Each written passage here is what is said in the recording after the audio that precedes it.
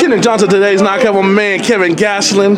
Kevin's going to tell us about that up-and-coming fight you got with Matt Brown and what it's going to take to get that job done and get that W. Yes, sir. I'm excited. November 21st, it'll be the headlining fight in Monterey. You know, it's the first time we're going to Monterey, so I'm excited about that, and I'm excited about headlining a card for the first time. So, especially against a guy like Matt Brown, like I'm super excited, and I can't wait to get to work.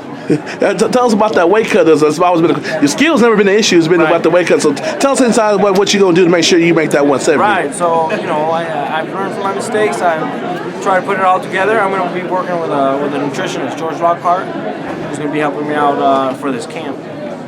And how big a deal is to beat Brown to get in that top 5 and kind of make your name known that you're up for a title shot? Well, I'm just gonna pick up right where I left off, the welterweight division. You know, that's kind of how I feel. I left off right there between the middle of the top 10. You know, and so I'm just gonna go in there and prove that I belong once again. And I'm gonna make this statement for sure for the rest of the welterweight division. What are you gonna do to get ready for that altitude that's down there in Monterey, back in your native land? The altitude isn't that much of an issue down in Monterey, but in Mexico City it is. Monterey is not. So I'm just gonna go there a few days before we actually have to get there. To be there about a week and a half, and we should have no issues. And what you learned from the one loss? Of course, you don't like to lose fights, but what you take for that loss to Willie that you can apply going into this fight and trying to make that run up at 170? Right. So I mean, a lot of people thought I even won that fight. You know, a lot of people were saying, "Oh, you missed weight, but you could have won that fight." But so I learned that I could compete with some of the best in the world. I wasn't in the best of circumstances, so I think if 100% a healthy Kelvin Gastelum will beat anybody in the world. And are we going to see anything different that we didn't see the first time at 170? Are you going to be a little bit quicker, more explosive, or what's some new wrinkles you got up in the bag of tricks? I got a bag of tricks, man, that I still haven't really done in the cage. So there's going to be a lot of new surprises, a lot of new things that I'm doing, and things that I've been doing over the last few years that I haven't done in the cage yet.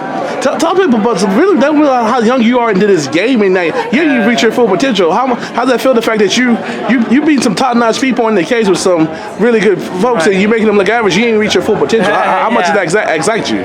No, well that's exciting, you know, because I feel like I'm only beginning to tap into what my real potential is. You know, I haven't even started, so I'm excited to what the future holds. And for those seeing you nightlining as a coach on the Ultimate Fighter, tell them about that experience to be able to coach it, and especially since you were on the show, I bet you that's kind of going full circle, going from a winner. And what's the difference between being a competitor and being a coach? Well, you get to be a lot more selfish as a competitor. You know, you don't have 8 different guys you're looking after.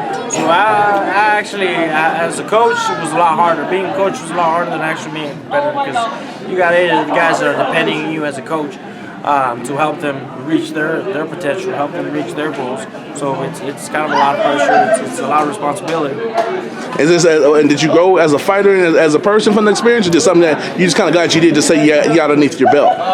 No, I definitely grew. You know, I definitely saw another aspect of the fight game, which was now as a coach. You know, I had never seen that side of the fight game. Being a coach and directing all the fighters and directing game plans, getting ready for fights is just another aspect that I don't have to worry about because I've always been a competitor. So I definitely grew as a fighter, and then also watching these guys on the Ultimate Fighter, watching them work hard for their dreams, for what they want to accomplish, reminded me of how I was when I was on the Ultimate Fighter. So it kind of built up another little fire, you know. How close are you to your ultimate goal? Well, I want to fight for the title, and I think next week I could make a serious. Next year I could make a serious run.